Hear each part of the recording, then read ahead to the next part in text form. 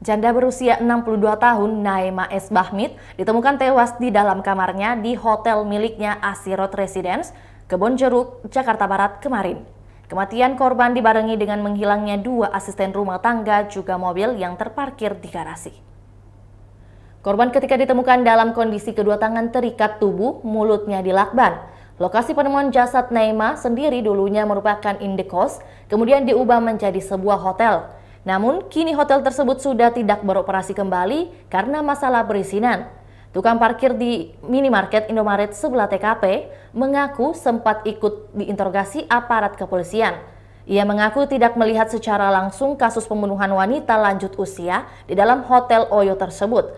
Namun menurutnya, sebelum Naima ditemukan tewas, salah satu pelaku keluar membawa mobil korban. Ia tidak mengenal nama pria yang membawa kabur mobil korban dari garasi Asirot Residence. Tapi wajah pria tersebut dikenalinya karena setiap hari melihat lelaki tersebut di dalam Asirot Residence. Menurutnya juga pria tersebut adalah pekerja di sana. Tak lama, 2 mobil milik korban merek BMW dan Fortuner dibawa oleh 2 orang pria.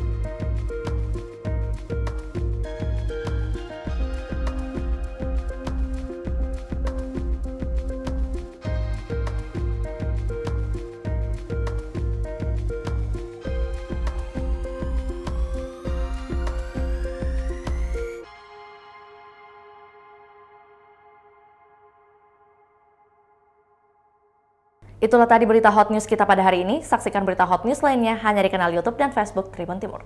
Terima kasih sudah nonton. Jangan lupa like, subscribe, dan share ya.